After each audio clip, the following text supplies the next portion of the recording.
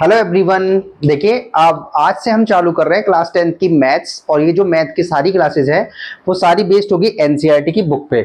जहां भी एनसीईआरटी की बुक काम आती है, चाहे वो राजस्थान बोर्ड हो, चाहे सीबीएसई हो, चाहे अदर किसी भी स्टेट का बोर्ड हो, उन सब में ये काम आने वाली है। जितने भी क्वेश्चन हम करेंगे यहाँ पर वो सारे इंग्लिश में और हिंदी दोनों मीडियम में करेंगे हम। दूसरी अगली इसके अंदर हम ये सिलेबस कवर करने वाले हैं और ये पूरा सिलेबस एनसीईआरटी पर बेस्ड है हमारा, जिसके अंदर पहला ही यूनिट हमारे का नाम का है रियल नंबर। पहले यूनिट का नाम है रियल नंबर, जिसको हिंदी में बोला गया वास्तविक संख्या। दूसरी यूनिट हम इसके अंदर पढ़ेंगे पॉलिनोमियल, जिसको हिंदी में बोला गया बहुपद। और तीसरी यूनिट है हमारी linear equation in two variables, जिसको हिंदी में बोला है दो चर वाले रैखिक समीकरण युग्म। जैसे जैसे यूनिट्स आगे आएगी हम सबके बारे में बहुत अच्छे तरीके से पढ़ेंगे। हम पहले ये देख लेते हैं कि कौन कौन सी यूनिट इसके अंदर हमें पढ़नी है। चौथे नंबर पर हमारा आता है क्वाड्रेटिक इक्वेशन, जिसको हिंदी में बोलते हैं द्विघात समीकरण। पांचवें नंबर पर हम पढ़ेंगे अर्थमेटिक प्रोग्रेशन, जिसको हिंदी में बोला है समांतर श्रेणियां। छठे नंबर पर हम चले जाएंगे ट्रिग्नोमेट्री, जिसको हिंदी में त्रिभुज। और सेवंथ नंबर पर कोऑर्डिनेट ज्योमेट्री, जिसको हिंदी में निर्देशांक ज्योमेट्री बोलते हैं। मतलब इसके अंदर क्या क्या पढ़ने वाले हैं वो जब यूनिट आएगी तब हम इनको पढ़ेंगे। अभी हम सिर्फ ये देख रहे हैं कि कौन कौन सी यूनिट हमें पढ़नी है। यूनिट नंबर 8 हमारी जो होगी वो होगी कौन सी, हमारी इंट्रोडक्शन टू ट्रिग्नोमेट्री, जिसमें त्रिकोणमिति का परिचय हम पढ़ेंगे। यूनिट नंबर 9 में हमारा होगा एप्लीकेशन ऑफ ट्रिग्नोमेट्री, जिसको हिंदी में त्रिकोणमिति के अनुप्रयोग बोलते हैं। यूनिट नंबर 10 जिसको सर्कल और हिंदी में उसे वृत्त बोलते हैं। यूनिट नंबर 11 जिसके अंदर जिसको इसका नाम है इंग्लिश में area related to the circle, जिसको हिंदी में क्या बोला गया है, वृत्तों से संबंधित क्षेत्रफल। हम सारे क्षेत्रफलों के कॉन्सेप्ट इसके अंदर पढ़ेंगे। उसके बाद हमारा अगली यूनिट आएगी सरफेस एरिया एंड वॉल्यूम, और इसको हिंदी में पृष्ठीय क्षेत्रफल और आयतन बोलते हैं। उसके बाद लास्ट में हम चले जाएंगे 13 में स्टैटिक्स, जिसमें सांख्यिकी और प्रोग्रेशन नंबर लास्ट होगा हमारा। सबसे नंबर जो लास्ट वाली यूनिट है उसका नाम होगा प्रोबेबिलिटी, जिसको हिंदी में बोला गया प्रायिकता। इस तरह से हम पूरा 1 से चालू करके 14 तक हम इसको पढ़ेंगे। और दोनों ही जो क्वेश्चंस करने वाले हैं वो इंग्लिश और हिंदी दोनों मीडियम में करने वाले हैं। और सारे के सारे क्वेश्चंस एनसीईआरटी पे होंगे। एनसीईआरटी की जो बुक हमारी चलती है, जिसके अंदर हम यहाँ पर बोर्ड पर उसके एग्जाम्पल सॉल्व करेंगे पहले, फिर उसके क्वेश्चन सॉल्व करेंगे और फिर अगर नेक्स्ट लेवल पर हम एक्स्ट्रा क्वेश्चंस करेंगे। जब ये सारा हो जाएगा उसके बाद हम इसके मिक्स क्वेश्चंस करेंगे, जो कि पीवाईक्यू पे बेस्ड होंगे, जिसमें हम सीबीएसई के क्वेश्चंस भी हैं और अदर स्टेट के अच्छे अच्छे क्वेश्चंस हैं, वो सारे सॉल्व करेंगे। चलो आज से हम चालू करते हैं पहली यूनिट, जिसका नाम है रियल नंबर, वास्तविक संख्याएं। तो यूनिट को हम चालू करते हैं और इन सबको हटा देते हैं। थैंक।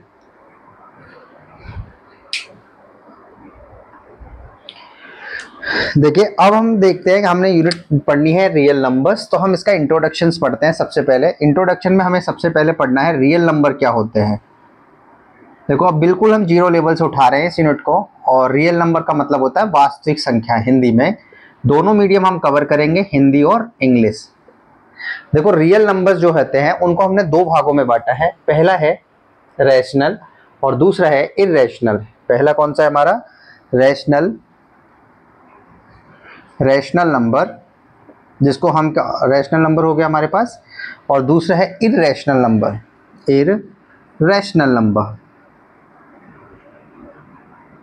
नंबर लिख देते हैं। देखो, रैशनल नंबर का मतलब होता है परिमेय, हिंदी में इसको बोला जाता है परिमेय संख्या। इसको हिंदी में बोलेंगे परिमेय संख्या और इसको बोलेंगे हम अपरिमेय संख्या।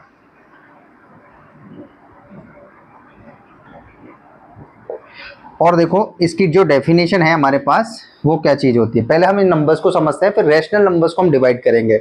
बहुत आराम से हम पढ़ेंगे, इसको अच्छे तरह से समझेंगे। मैथ वैसे भी समझने वाली सब्जेक्ट है, बहुत अच्छे तरीके से जानना है हमको। रैशनल नंबर्स का मतलब होता है जिन संख्याओं को हम p बटा q के रूप में लिख सकते हो। That numbers can be written in the form of p by q where q does not 0। इस तरह से, तो इस तरह की जो संख्या होती है उनको हम बोलते हैं रैशनल नंबर्स। जिन नंबर्स को हम शॉर्ट में लिख लेते हैं, देखो इसको शॉर्ट बोल देते हैं, इसको है ना q से या r से दर्शा सकते हैं हम। तो q बराबर हम लिख सकते हैं जिन नंबर्स को हम p बटा q की फॉर्म में हम लिख सकते हो, उन संख्याओं को हम कौन सी संख्या बोलते हैं, रैशनल नंबर्स। लेकिन q क्या होना चाहिए, डज नॉट 0, क्योंकि अगर q 0 हो गया तो ये इन्फिनिटी बन जाएगा और इन्फिनिटी कोई संख्या नहीं होती है। तो इसलिए नीचे की जो वैल्यू है वो डज नॉट 0 होनी चाहिए।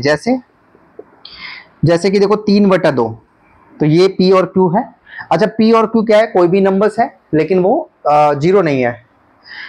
चलो अगर हम देखें आगे चल के हम पढ़ेंगे इसको और एक्सप्लेन करेंगे। कॉमा प्लस का 4 देखिए 4 भी एक रैशनल नंबर है क्योंकि ऊपर एक नंबर है नीचे 1 मान सकते हैं। जैसे कि 0 भी एक रैशनल नंबर है। कैसे? देखो 0 तो ऊपर तो 0 हो सकता है लेकिन नीचे नहीं होना चाहिए। भाई नीचे तो कहाँ है, नीचे तो हमने 1 मान लिया और इसकी वैल्यू डिवाइड करने पर 0 ही आती है। तो ऐसी संख्या है जिनको हम p बटा q के रूप में लिख सकते हैं, उन संख्याओं को बोला जाता है रैशनल नंबर। उन संख्याओं को क्या बोला जाता है? Rational numbers. और जहां पर q डज नॉट 0, देखो इन सारी संख्याओं में q जो है वो 0 नहीं है। अगर माइनस में लिखना हो तो माइनस का 3/2 भी क्या होता है? एक रैशनल नंबर है। प्लस तो ये इसका मतलब रैशनल प्लस भी हो सकता है, 0 भी हो सकता है और माइनस भी हो सकता है। बट एक ही केस है रैशनल नंबर्स में कि जो नीचे वाली वैल्यू है वो कभी भी 0 नहीं होनी चाहिए, क्योंकि देखो 0 बन गया तो ये जो है वो अनडिफाइंड नंबर्स आएगा हमारे पास, इन्फिनिटी बन जाएगा और ऐसी कोई संख्या मौजूद नहीं है। दोबारा सुनेंगे, रैशनल नंबर क्या चीज होती है? ऐसी सभी संख्याएं जिनको p बटा q के रूप में लिखा जा सकता हो, उन सभी संख्याओं को रैशनल नंबर बोला जा सकता है। और जहां पर q की जो वैल्यू है वो डज नॉट 0 होती है, कभी भी ये 0 नहीं होगी, क्योंकि 0 होने पर ये अनडिफाइंड नंबर्स बन जाता है जो कि पॉसिबल नहीं है, इन्फिनिटी। अच्छा अब इस ये p और q क्या है? p और q कोई भी नंबर्स हो सकते हैं, चाहे वो होल नंबर हो, चाहे इंटीजर्स नंबर हो या नेचुरल नंबर्स हो। हम समझेंगे इनको आगे, अभी रैशनल को पार्ट करेंगे, बट अभी हम सिर्फ रैशनल नंबर्स पे फोकस कर रहे हैं। दोबारा सुनेंगे एंड फाइनल पॉइंट, ऐसे नंबर्स जिनको p बटा q के रूप में लिखा जा सकता है और जहां q डज नॉट 0 होता है, उन नंबर्स को हम रैशनल नंबर बोलते हैं। हमने इनसे सारे एग्जाम्पल देखे।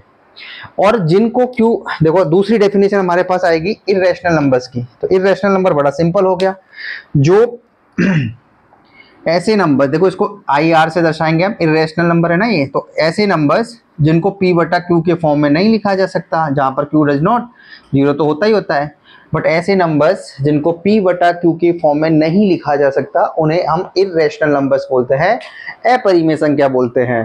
जैसे कि हम देखें तो √2, अब इसकी वैल्यू फिक्स नहीं है, इसको हम नहीं लिख सकते। √3 इनका कुछ नहीं है, लेकिन अगर √4 होता, बताओ कहां पे जाता है √4? क्योंकि √4 का तो आंसर कितना आता है 2, तो 2/1 बना लेते तो वो रैशनल में हो जाता। लेकिन ऐसे रूट के अंदर कोई भी संख्या जिनका रूट वो स्क्वायर होने के बाद बाहर नहीं निकल सकता, जैसे √2, √3, √5, ये सब इर्रेशनल नंबर्स हैं। और एक मान लो कि पाई, जिसकी वैल्यू कितनी होती है 3.14, किसी को पता ही नहीं कितनी वैल्यू है, बस अप्रोक्स में हम मान लेते हैं 3.14, वो सब किसके अंदर जाएगा? इर्रेशनल नंबर्स के बाद में।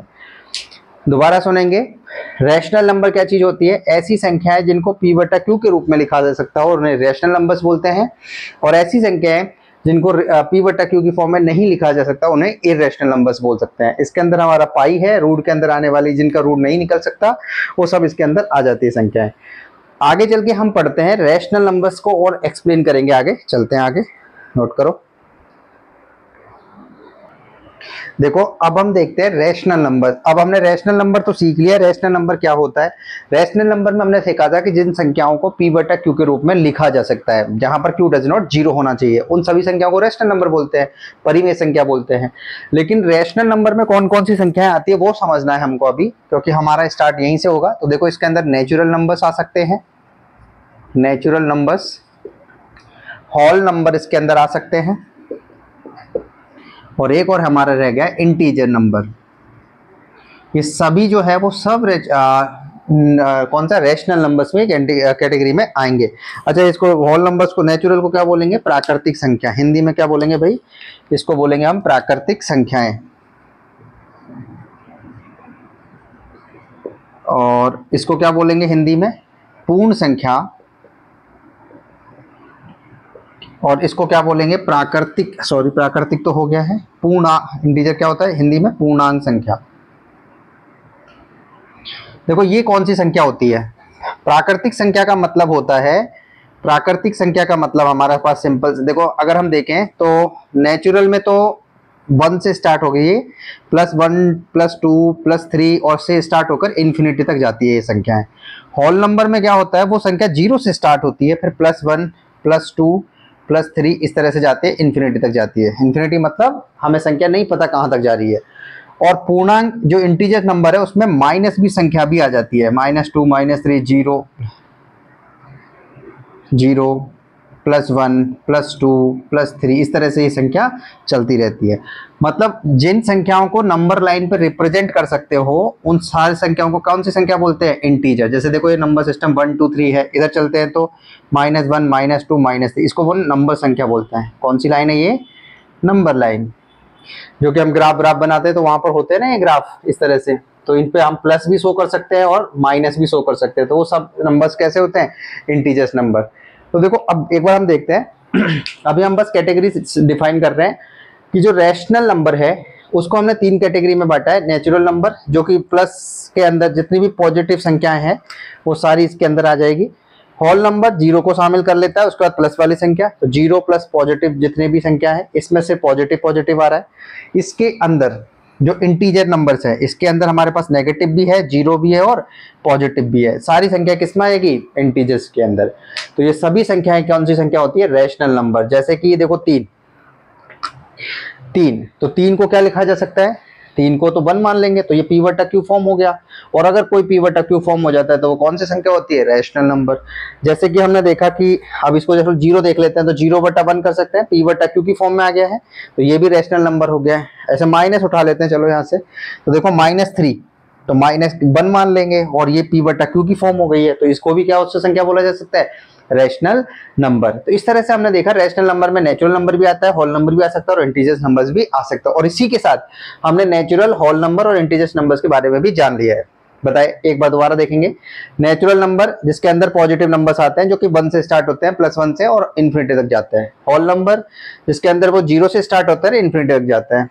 और इंटीजर्स में नेगेटिव भी आता है, 0 भी आता है और पॉजिटिव भी आता है। जिन संख्याओं को हम नंबर लाइन पर रिप्रेजेंट कर सकते हैं वो सभी संख्या कौन सी होती है? इंटीजर संख्या, इंटीजर्स नंबर्स या पूर्णांक संख्या। तो इस तरह से हमने रैशनल नंबर्स के बारे में भी जान लिया। अभी हम और रैशनल नंबर के बारे में जानेंगे, तब तक इसको नोट करें। देखो अब हम पढ़ते हैं, इसके बाद हमें एक नंबर्स के बारे में और जानना है जिसका नाम है डेसिमल एक्सपेंशन। क्या नाम है उसका? डेसिमल एक्सपेंशन, जिसको हिंदी में बोलते हैं दशमलव प्रसार।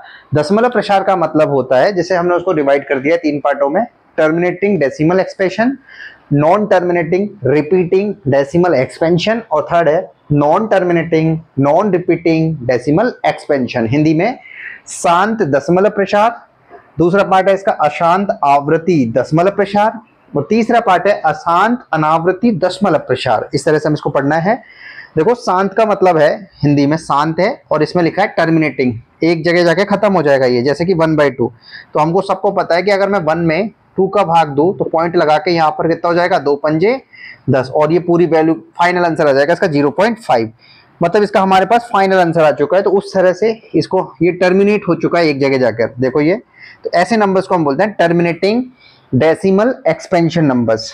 और अगला है 1/4। इसी तरह से जब 4 का 1 के अंदर डिवाइड करेंगे तो वो आएगा 0.25, एक जगह जाके खत्म हो जाएगा, इसलिए इसको नंबर्स को बोला जाता है टर्मिनेटिंग डेसिमल एक्सपेंशन नंबर्स।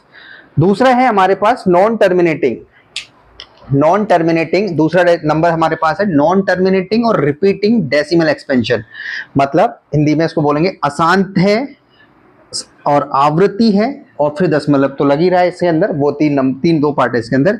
जैसे कि 2/9, जब मैं 2 में 9 का डिवाइड करेंगे तो पहले लगाएंगे पॉइंट, तो ये देखो 9 दूनी 18 होता है, तो ये 2, फिर से 2 बचेगा, फिर हम एक 0 बढ़ा लेंगे, फिर से 2 दूनी 18, इस तरह से। और इस तरह से ये 2 2 2 2 इस तरह से चलता जाएगा। देखो ये, और ये कभी खत्म नहीं हो रहा है, इसलिए क्या है ये रिपीट भी हो रहा है। देखो एक जगह जाके खत्म नहीं हो रहा है, इसलिए नॉन टर्मिनेट बोल दिया है। और चूंकि एक ही नंबर रिपीट हो रहा है बार बार 2 2 2 2 2, इसलिए रिपीटिंग नंबर्स भी। और चूंकि डेसिमल तो लगा ही है पॉइंट यहाँ पर, इसलिए डेसिमल एक्सपेंशन हो गया। दोबारा समझेंगे, non terminating repeating decimal expansion क्यों बोला गया इसको? अशांत इसलिए क्योंकि भाई ये एक जगह जाके खत्म नहीं हुआ है, आगे भी इसी तरह से चल रहा है। आवर्ती इसलिए बोल रहे हैं क्योंकि एक ही नंबर रिपीट भी हो रहा है, इसको इंग्लिश में रिपीटिंग, हिंदी में आवर्ती, और पॉइंट की वजह से दशमलव एक्सपेंशन। इसी तरह से हमारे पास 1/3 है, वो भी कभी खत्म नहीं होगा, एक ही नंबर रिपीट होगा। तो अगर कोई नंबर खत्म नहीं हो रहा है और एक ही नंबर बार बार रिपीट हो रहा है, उस नंबर्स को बोला जाता है non terminating repeating decimal expansion. हमारे पास एक और लास्ट बचा है डेसिमल एक्सपेंशन में, और वो है नॉन टर्मिनेटिंग, मतलब खत्म नहीं होगा, नॉन रिपीटिंग, रिपीट भी नहीं होगा, और डेसिमल की वजह से डेसिमल एक्सपेंशन होगा। 3 बातों को ध्यान रखेंगे इस नंबर्स में। नॉन टर्मिनेटिंग मतलब कभी खत्म नहीं होगा, नॉन रिपीटिंग जो रिपीट भी नहीं होगा, और डेसिमल एक्सपेंशन मतलब उसके अंदर पॉइंट तो होगा ही होगा। हिंदी में भी वही अशांत, जो शांत नहीं है, चलता जा रहा है चलता जा रहा है। अनावृति, अनावृति मतलब रिपीट नहीं हो रहा है, कोई भी नंबर्स बार बार नहीं आ रहा है, अलग अलग नंबर्स आते जा रहे हैं, और पॉइंट लग रहा है इसलिए दशमलव एक्सपेंशन। इसके जैसे एग्जांपल है हमारे पास पाई, जो पाई की एग्जैक्ट वैल्यू होती है वो होती है 3.141592, इस तरह से डिवाइड करता है, वो खत्म नहीं होता है, तो हम उसको एक जगह जाकर रोक देते हैं, मान लेते हैं। तो इसका अप्रोक्सीमेट 3.14 पढ़ते हैं हालांकि, लेकिन ये खत्म नहीं होता है, 22/7 ये चलता जाता है डिवाइड करते करते करते, इसलिए इसको बोला गया नॉन टर्मिनेटिंग। नॉन रिपीटिंग इसलिए क्योंकि कोई भी नंबर रिपीट नहीं हो रहा है, और डेसिमल की वजह से डेसिमल एक्सपेंशन आ गया। दोबारा सुनेंगे अच्छे से, दूसरा देखें 0.22135268 खत्म नहीं हो रहा है, नॉन टर्मिनेटिंग। कोई नंबर रिपीट नहीं है तो नॉन रिपीटिंग, और डेसिमल की वजह से डेसिमल एक्सपेंशन। तो हमने देखा कि डेसिमल एक्सपेंशन जो है उसके अंदर 3 पार्ट हो सकते हैं, कौन कौन से? टर्मिनेटिंग डेसिमल एक्सपेंशन, दूसरा है non terminating repeating decimal expansion, और तीसरा है non terminating non repeating decimal expansion. Terminating का मतलब है जो एक जगह जाके खत्म हो जाए, नॉन टर्मिनेटिंग का मतलब है जो कभी खत्म ना हो, चलता जाए। रिपीटिंग मतलब एक ही नंबर रिपीट हो रहा है, नॉन रिपीटिंग मतलब जो कोई नंबर रिपीट नहीं हो रहा है, इस तरह से। तो ये सारे नंबर्स हमने डेसिमल एक्सपेंशन के अंदर देखे। अब इनमें से रैशनल कौन है और इररेशनल कौन है, हमें क्योंकि रैशनल इररेशनल की बात चल रही है, तो ये जो टर्मिनेटिंग डेसिमल एक्सपेंशन और non terminating repeating decimal expansion है, ये दोनों कौन सी कैटेगरी के अंदर आते हैं? ये दोनों जो नंबर्स हैं, यहाँ भी लिख देता हूं मैं, रैशनल नंबर्स, परिमेय संख्या के अंदर आते हैं। और जो ये वाला नंबर्स है जो कि हमने स्टार्टिंग में देख लिया था, ये आता है इररेशनल नंबर्स की कैटेगरी में। Non terminating non repeating decimal expansion is a irrational number, अपरिमेय संख्या है।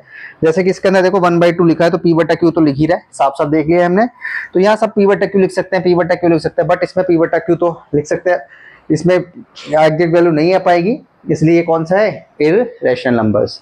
तो हमने क्या क्या देखा? हमने देखो अभी तक देखा कि रियल नंबर्स जो है उनको 2 भागों में बांटा गया है। पहला है रैशनल नंबर्स, जिसको p/q की फॉर्म में लिखा जा सकता है, q डज नॉट 0 होता है।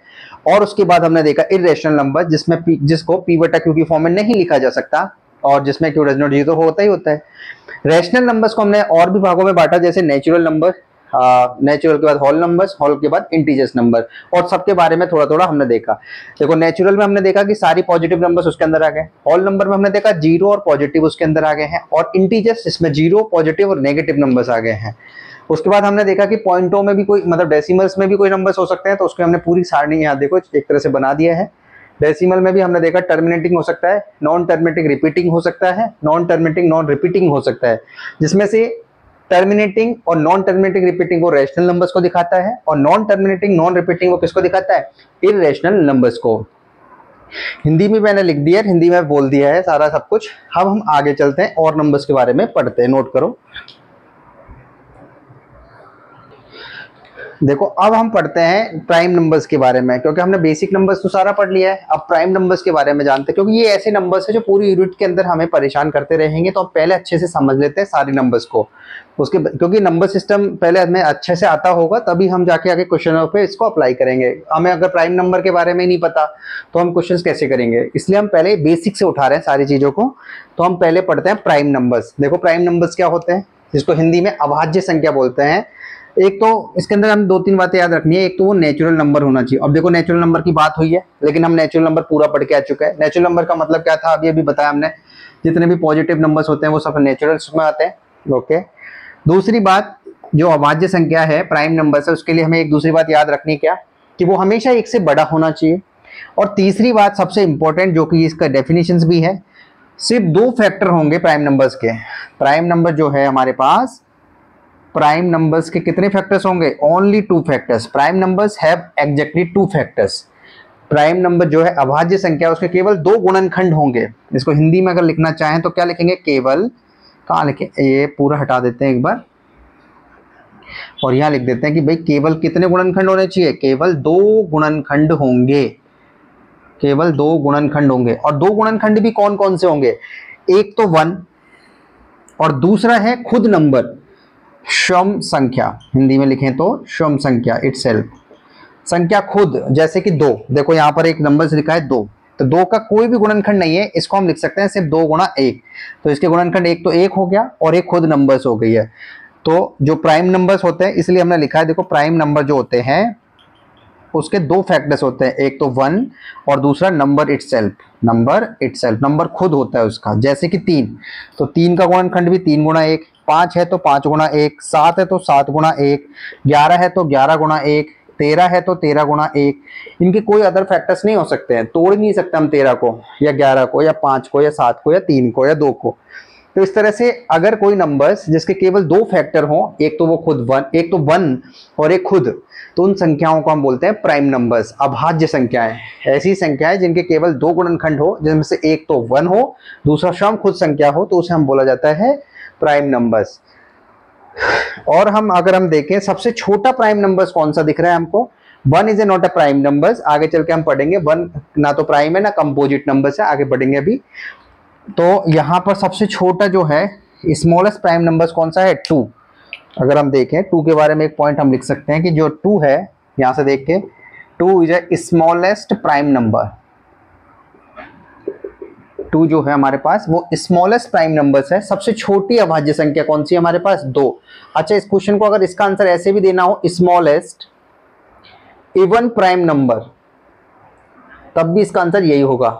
सबसे छोटी सम अभाज्य संख्या कौन सी है, सबसे छोटी सम भी हो और अभाज्य संख्या भी हो, तो वो भी कितना है, 2।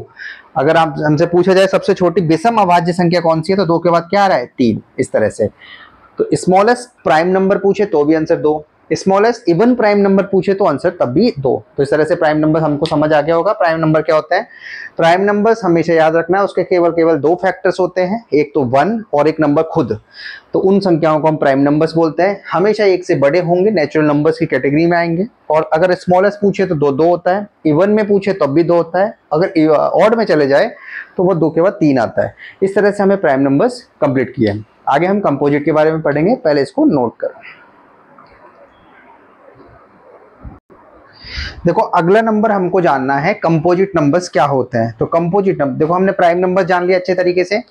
प्राइम नंबर्स में हमने सीखा था कि प्राइम नंबर्स वो नंबर होता है जिसके केवल 2 फैक्टर्स होते हैं, लेकिन कंपोजिट नंबर वो नंबर होता है जिसके कितने होते हैं, 2 से ज्यादा फैक्टर्स होते हैं। उन सभी नंबर्स को हम कंपोजिट बोलते हैं। तो प्राइम और कंपोजिट नंबर्स जब हमें बीच बीच में सुनने को मिलेगा कि प्राइम नंबर्स और कंपोजिट नंबर, तब हमें दिमाग में आना चाहिए कि प्राइम नंबर्स के सिर्फ 2 फैक्टर होते हैं और कंपोजिट नंबर्स के कितने होते हैं, 2 से ज्यादा फैक्टर्स होते हैं।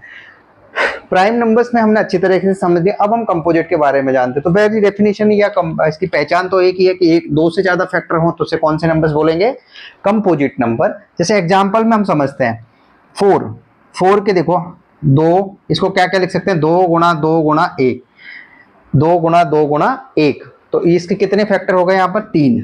1 को शामिल करेंगे हम तो इसके कितने, 3, 2 से ज्यादा फैक्टर है। ऐसे 6 के देखें, इसके भी 3, इसके 8 के, इसके 4 और इसके 3। तो 2 से ज्यादा फैक्टर जिन भी नंबर्स के होते हैं उन सभी को कौन सी संख्या बोला जाता है, कंपोजिट संख्या, विभाज्य संख्या। अच्छा, दिमाग में आ रहा होगा ये 4 कैसे आ रहा है। देखो 4 हम आगे समझेंगे, इसको फैक्टराइजेशन मेथड को 2 का भाग देंगे, 2 दूनी 4, फिर 2 का देंगे 1, तो इसके गुणनखंड जो आ गए हमारे पास कितना आ गए, 2 गुणा 2 गुणा 1 बराबर 4। इस तरह से हम गुणनखंड करेंगे, फैक्टराइजेशन करेंगे आगे चल के। अभी समझ रहे हैं इसको, पर अभी देख लेते हैं हम इसके। अभी हम सिर्फ नंबर्स के बारे में जान रहे हैं कि कंपोजिट नंबर क्या होता है। कंपोजिट नंबर क्या होता है हमें समझ आ गया होगा। कंपोजिट नंबर्स का मतलब होता है, भाज्य संख्या का मतलब होता है जिसके 2 से ज्यादा तो फैक्टर होते हैं, उन्हें कंपोजिट नंबर्स बोलते हैं। और ये सब नंबर्स हमारे कंपोजिट नंबर्स हैं। अच्छा, अगर क्वेश्चन पूछा जाए कि स्मॉलेस्ट कंपोजिट नंबर कौन सा है, तो स्मॉलेस्ट कंपोजिट नंबर इज 4। जैसे 3 क्यों नहीं है, इसको देखें, 3 के जो फैक्टर आएगा वो आएगा 3 गुणा 1, तो वो कौन सा नंबर हो गया, वो तो प्राइम नंबर हो गया है। तो 3 is a prime numbers, 2 is a prime numbers और 1, तो देखो 1 को हमने लिखा था, 1 तो ना तो प्राइम नंबर है ना कंपोजिट नंबर्स में माना जाता है उसको। याद रखना है, फैक्चुअल क्वेश्चन है हमारे पास। 1 is nether prime numbers nor composite number. 1 Hindi में अगर इसको लिखना हो तो 1 ना तो अभाज्य संख्या है, 1 ना तो अभाज्य संख्या है, ना ही भाज्य संख्या है। तो ये याद रखना है, 1 is nether prime numbers nor composite number. अगर 2 और 3 पूछा जाए तो 2 और 3 तो प्राइम है, तो स्मॉलेस्ट कंपोजिट नंबर कौन सा है, 4। ये याद रखना है थोड़े फैक्चुअल क्वेश्चन। वन ना तो प्राइम है ना कंपोजिट है। स्मॉलेस्ट प्राइम नंबर्स बोलो, स्मॉलेस्ट प्राइम इवन नंबर्स बोलो, आंसर 2 होगा। स्मॉलेस्ट कंपोजिट नंबर बोलो तो आंसर 4 होगा। स्मॉलेस्ट ऑड प्राइम नंबर्स बोले तो 3 होगा। इस तरह से कॉन्सेप्ट समझने के बाद हम सारे क्वेश्चंस का आंसर दे सकते हैं। दोबारा सुनेंगे एक बार। प्राइम नंबर्स क्या होता है? जिसके केवल दो फैक्टर हो, एक तो 1 और एक नंबर खुद। कंपोजिट नंबर क्या होता है? जिसके 2 से ज्यादा फैक्टर हो, तो उन सभी को कंपोजिट नंबर बोलते हैं। हमने सारा देख लिया। स्मॉलेस्ट कंपोजिट नंबर कौन है? 4। प्राइम नंबर्स में हमने स्मॉलेस्ट पूछा था तो कौन सा था? 2। इवन में पूछे तब भी 2, इवन प्राइम नंबर्स। और अगर आपसे पूछा जाए कि ऑड प्राइम नंबर्स कौन है, तो आंसर होगा 3। इस तरह से हमने प्राइम और कंपोजिट नंबर्स के बारे में जान लिया। एक नंबर और आता है हमारे पास जिसका नाम है को प्राइम नंबर्स, वो हमारे पास आता रहेगा, इसलिए हम पहले उसको भी समझ लेते हैं, फिर यूनिट चालू होती है। अभी नोट करेंगे इसको पहले थोड़ी देर।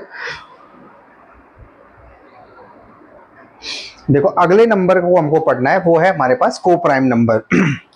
देखो को प्राइम नंबर्स क्या होता है? को प्राइम, इसमें लिखा हुआ है प्राइम नंबर्स और को। देखो इसको मतलब अच्छे से समझते हैं हम। ये एक तो नेचुरल नंबर्स का पेयर होता है। नेचुरल नंबर हम पढ़ चुके हैं, जितने भी पॉजिटिव नंबर्स हैं वो सारे नेचुरल्स हैं, उनका पेयर है। और पेयर भी ऐसा है जिसका कॉमन फैक्टर 1 के अलावा कुछ भी नहीं होता है। No common factor other than 1। को प्राइम नंबर्स क्या होता है? जिसमें का ऐसे नंबर जिनका 1 के अलावा कोई भी क्या नहीं होता, कॉमन फैक्टर नहीं होता है, उन सभी को क्या से बोलते हैं? को प्राइम नंबर्स। हिंदी में देखें अगर हम, तो प्राकृतिक संख्याओं का एक ऐसा युग्म होता है, पेयर होता है, जिनका 1 के अलावा कोई भी उभयनिष्ठ गुणनफल नहीं होता है। जैसे देखो समझते हैं, एग्जांपल से देखते हैं। 8 और 15, तो 8 और 15 का देखें, अगर हम कोई भी कॉमन फैक्टर देखेंगे तो वो कुछ नहीं होगा। जैसे कि 8 है, 8 को हम तोड़ें, अगर 2 इंटू 2, 2 दूनी 4 दूनी 8, और 15 अगर हम देखें तो 3 इंटू 5, तो कोई उभयनिष्ठ फैक्टर नहीं है, इनका कॉमन फैक्टर कुछ भी नहीं है इन दोनों में 1 के अलावा। देखो 1 1, तो साथ में क्या लिखा है? अब बताओ अगर कोई पूछ ले कि इस 8 में और 15 में कॉमन फैक्टर क्या दिख रहा है, तो ना तो इसमें इसमें 2 नहीं है, इनमें 3 और 5 नहीं है, तो कॉमन फैक्टर सिर्फ और सिर्फ क्या दिख रहा है? 1 1। तो इसीलिए को प्राइम नंबर्स ऐसे नंबर्स होते हैं जिनके अंदर क्या होता है? 1 के अलावा उनका कोई भी कॉमन फैक्टर नहीं होता है, और वह आपस में एक दूसरे से डिवाइड भी नहीं हो सकते। देखो ये 3 और 5 का देखें तो अगर 3 और 5 का देखना है हमको, तो देखो क्या लिखेंगे? 3 को लिखेंगे 3 गुणा 1, और 5 को लिखेंगे 5 गुणा 1। तो कॉमन फैक्टर सिर्फ 1 है और कोई भी कॉमन फैक्टर इसमें नहीं है। ऐसे नंबर्स को हम बोलते हैं को प्राइम नंबर्स। तो को प्राइम नंबर्स हमें क्या समझ आया? को प्राइम नंबर्स ऐसे नेचुरल नंबर्स का पेयर होता है जिनमें सिर्फ और सिर्फ कॉमन फैक्टर 1 होगा, और 1 के अलावा उनका कोई कॉमन फैक्टर नहीं होगा। इसलिए, और साथ में हमें ये समझ आ गया कि अगर हमें एचसीएफ चाहिए को प्राइम नंबर्स का, इस तरह के नंबर्स का, तो उसका को प्राइम नंबर्स का एचसीएफ हमेशा कितना आएगा? 1 आएगा, क्योंकि इन दोनों में कॉमन ही 1 है हमारे पास। याद रखेंगे, को प्राइम नंबर्स का हमेशा एचसीएफ कितना आता है? 1 आता है। और एलसीएम एचसीएफ क्या होता है, ये हमने क्लास 9th में पढ़ा है। एक बार हम फिर से बेसिक को भी कवर अप करेंगे ताकि याद आ जाए अच्छे तरीके से। आज ही अभी पढ़ेंगे एचसीएफ, महत्तम गुणांक इसको बोलते हैं हिंदी में। अभी इसको हम पढ़ने वाले हैं, बट अभी को प्राइम नंबर्स याद रखेंगे। तो देखो को प्राइम नंबर्स क्या होता है? इसका एक कॉमन फैक्टर सिर्फ और सिर्फ 1 होता है, इसके अलावा कोई कॉमन फैक्टर नहीं होता, उसे हम को प्राइम नंबर्स बोलते हैं। उनका एचसीएफ हमेशा कितना आएगा? 1 आएगा। क्यों आएगा? क्योंकि कॉमन ही 1 है। हाईएस्ट कॉमन फैक्टर जिसको हम बोलते हैं, तो हाईएस्ट कॉमन फैक्टर इसका 1 है, इसलिए इसका एचसीएफ हमेशा 1 आता है। तो हमने क्या क्या देखा? हमने देखो सारे नंबर्स के बारे में इंट्रोडक्शन अच्छे से कर लिया है। रियल नंबर्स क्या होते हैं, उसको रैशनल इरेशनल में बांटा। रैशनल को हमने नेचुरल इंटीजर होल नंबर्स में बांटा। उसके बाद डेसिमल नंबर की कहानी भी हमने सुन ली है। डेसिमल को हमने 3 पार्ट्स में बांटा। कौन कौन से में? एक तो टर्मिनेटिंग, फिर नॉन टर्मिनेटिंग के 2 पार्ट पढ़े, नॉन टर्मिनेटिंग रिपीटिंग वाला, नॉन टर्मिनेटिंग नॉन रिपीटिंग वाला। रैशनल किसमें आता है, इरेशनल किसमें आता है, वो भी हमने पढ़ा। उसके बाद प्राइम नंबर्स हमने पढ़ा जिसके 2 फैक्टर होते हैं। उसके बाद हमने कंपोजिट नंबर पढ़ा जिसके अंदर 2 से ज्यादा फैक्टर्स होते हैं। और एक लास्ट हमने पढ़ा को प्राइम नंबर्स जिसमें कोई फैक्टर नहीं होता 1 के अलावा, इसका एचसीएफ भी हमेशा हमेशा कितना आता है? 1। इस तरह से हमने सारे नंबर्स का इंट्रोडक्शन कर लिया है। अब हम इस यूनिट को आगे बढ़ाते हैं, एलसीएम और एचसीएफ जो 9th में पढ़ा था उसको एक बार रिपीट करते हैं ताकि हम इस यूनिट के क्वेश्चनों को अच्छे से कर पाए। तो अगला टॉपिक हम पढ़ेंगे एलसीएम और एचसीएफ। तब तक नोट करो।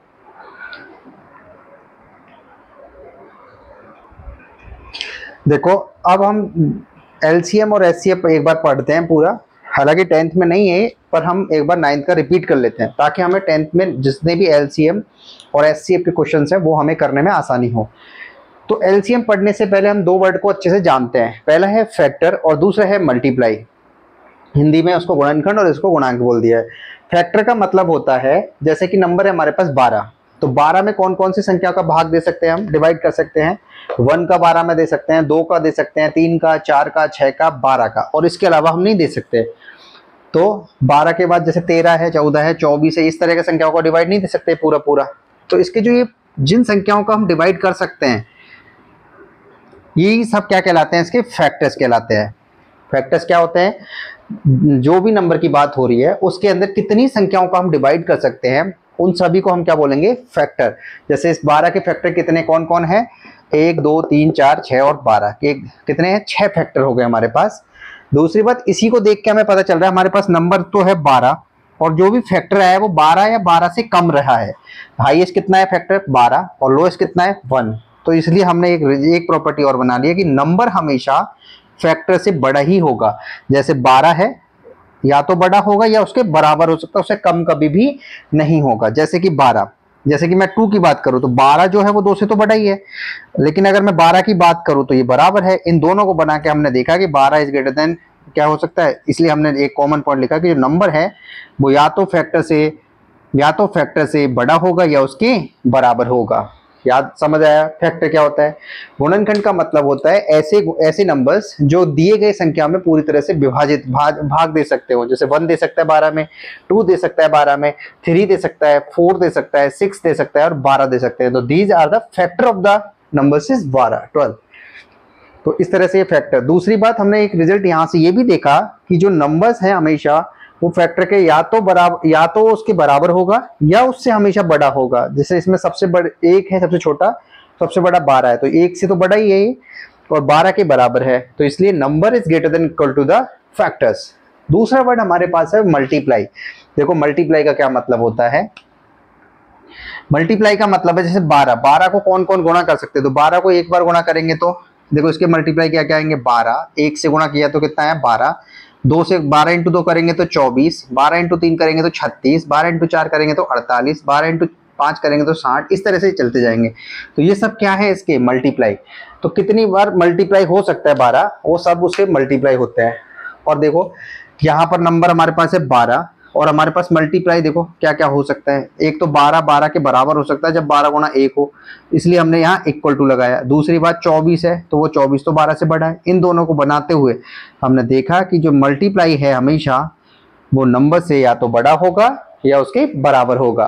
तो फैक्टर और मल्टीप्लाई में कंफ्यूजन नहीं होना चाहिए, क्योंकि एलसीएम और एचसीएम में एक फैक्टर है और एक मल्टीप्लाई है, तो उस चीज का कंफ्यूजन बना रहता है, उसको हम बिल्कुल अच्छे से दूर कर देते हैं, बिल्कुल बेसिक तरीके से। तो फैक्टर का मतलब लास्ट बार समझते हैं। फैक्टर का मतलब जो भी संख्या की बात हो रही है उसमें कौन कौन सी संख्या भाग दे पा रही है, और मल्टीप्लाई का मतलब है उस संख्या को गुणा करते जाओ, 1 बार, 2 बार, 3 बार, 4 बार, वो सब उसके क्या है, मल्टीप्लाई। और इसी के साथ हमारा शुरू होता है एलसीएम, लिस्ट कॉमन मल्टीप्लाई, और दूसरा है हमारे पास एचसीएफ, हाईएस्ट कॉमन फैक्टर, क्योंकि उसमें मल्टीप्लाई आएगा और इसमें फैक्टर आएगा, इसलिए मैंने पहले ही फैक्टर और मल्टीप्लाई का डिफरेंस बता दिया है। तो एक बार दोबारा, मल्टीप्लाई क्या होता है, गुणा करना है संख्या को, और फैक्टर उसमें डिवाइड करना है संख्याओं का, जिससे इसका डिवाइड हो जाए वो इसके फैक्टर होंगे। और इसको हम आगे बढ़ाते हैं एलसीएम से, नोट करो। देखो अब हम पढ़ते हैं एलसीएम के बारे में। हालांकि बेसिक इसका हो चुका है 9th में, पर हम एक बार देखते हैं इसको। एलसीएम तो इसमें क्या लिखा हुआ है, मल्टीपल। ध्यान रखना, मैंने मल्टीपल का मतलब अभी अभी बताया है और फैक्टर का मतलब भी अभी बताया।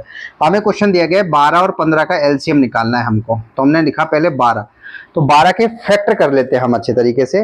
तो देखो 12 के जब फैक्टर करते हैं, 12 का फैक्टर का मतलब है उसमें डिवाइड करते जाएंगे, 2 6 12, 2 का 6 में देंगे तो 2 3 6, 3 का 3 में देंगे तो 1, तो इस तरह से इसके फैक्टर हो गए। तो 12 के फैक्टर क्या क्या, यही फैक्टर है जो इसमें डिवाइड हो रहे हैं। अच्छा फैक्टर की बात थोड़ी ना हो रही है, अभी तो मल्टीप्लाई की बात हो रही है ना। तो 12 के मल्टीपल ढूंढने हमको, क्योंकि मल्टीपल है, फैक्टर तो ऐसे वो उसमें करेंगे। तो 12 के मल्टीपल ढूंढो, 12 गुणा 1 12, 2 बार करो 36, 12 चौका 48, 12 पंजे 60, ये 5 बार, ये सब फैक्टर है इसके। 15 के करते हैं, 15 एकम 15, 15 दूनी 30, 15 तिये 45, 15 चक्कू 60, और इस तरह से 15 5 75, और ये आगे चलता रहेगा। अब हमें क्या करना है, ये सब इसके 12 के मल्टीपल है, ये 15 के मल्टीपल है भाई, 12 के मल्टीपल ये रहे और 15 के मल्टीपल ये रहे, इन सब में कॉमन मल्टीपल ढूंढना है हमको। चलो अगली स्टेप में हम कॉमन मल्टीपल ढूंढते हैं। 12 और 15 कॉमन मल्टीपल ऑफ 12 एंड 15। चलो भाई कॉमन मल्टीपल ढूंढते हैं। देखो कॉमन कौन सा है, 60 हमें दिख रहा है और उससे पहले हमें कुछ नहीं दिख रहा है, तो और हमें ढूंढना पड़ेगा। और ढूंढते हैं और गुणा करते हैं इनको। 12 पंजे 60, 12 छिक्का 72, 84। इस तरह से ये चलता जा रहा है और आगे भी चलता जाएगा। 90 120, इस तरह से मैं 108, 12 धाएंगे 120 और आगे चलता जाएगा। देखो 60 हमें कॉमन दिखा और कोई कॉमन दिख नहीं रहा है, उसके बाद 60 के बाद सीधा ही हमें 120 दिख रहा है, तो इसके जो कॉमन मल्टीपल है वो है 60 120। अब देखो 60 गुणा 1 है, ये मल्टीपल है ना, ये तो 1 से गुणा किया होगा। 60 गुणा 2 है तो 120 आया। अगला जो मल्टीपल होगा वो 60 गुणा 3 होगा, मतलब 180 होगा। अगला जो मल्टीपल होगा वो 60 गुणा 4 मतलब 240 होगा। इस तरह से ये चलते जाएंगे, बहुत सारे मल्टीपल हम बना सकते हैं। तो हमने कॉमन मल्टीपल ढूंढ लिया 60 120 180 240 इस तरह से, और वो इन दोनों में कॉमन रहेंगे। अब हमें क्या चाहिए, कॉमन मल्टीपल में भी लिस्ट वैल्यू चाहिए, मतलब हम लिस्ट कॉमन मल्टीपल ढूंढते हैं। हम लिस्ट, जिसको ही हम बोलेंगे एलसीएम, लिस्ट कॉमन मल्टीपल, जिसको हम क्या बोलेंगे एलसीएम। देखो इन सभी कॉमन मल्टीपल्स में सबसे छोटी संख्या कौन सी है, 60 120 180 240 और आगे भी है, तो सबसे छोटी संख्या कौन सी है 60। इसलिए 12 और 15 का जो एलसीएम है, एलसीएम ऑफ 12 एंड 15 इज 60। इस तरह से हमने स्टेप बाय स्टेप समझा। तो देखो एलसीएम में क्या क्या समझा हमने। सबसे पहले हमने क्या किया, उसके मल्टीपल, जो भी नंबर की बात है उसके सबके मल्टीपल ढूंढे, उसके बाद उनके कॉमन मल्टीपल निकाल लिया।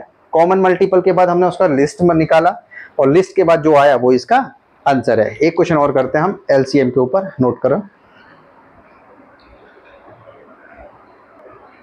देखो अगला क्वेश्चन हम करते हैं एलसीएम के ऊपर, लास्ट क्वेश्चन, फिर हम इसके बेसिक से तो फ्री हो जाएंगे, फिर हम क्वेश्चन चालू करेंगे। जैसे 6 और 12 का हमें एलसीएम बताना है, तो हम सबसे पहले 6 के मल्टीपल ढूंढेंगे। तो 6 एकम 6, 6 दूनी 12, 6 ती 18, 6 चौको 24 और भी आगे चलाते रहेंगे। 12 के ढूंढे, 12 एकम 12, 12 दूनी 24, 12 ती 36, 12 चौको 48, 12 पंजे 60। इस तरह से आगे बढ़ते रहेंगे। तो पहली स्टेप क्या होती है एलसीएम में, मल्टीपल ढूंढना। भाई मल्टीपल ढूंढते हैं पहली स्टेप में। दूसरी स्टेप में कॉमन मल्टीपल ढूंढते हैं हम। तो इनमें संख्याओं में कॉमन ढूंढेंगे।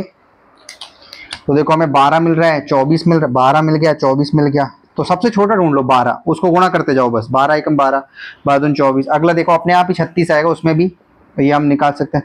जो 48 भी आएगा, 12 पंजे 60 आएगा। इस तरह से चलते रहेगा।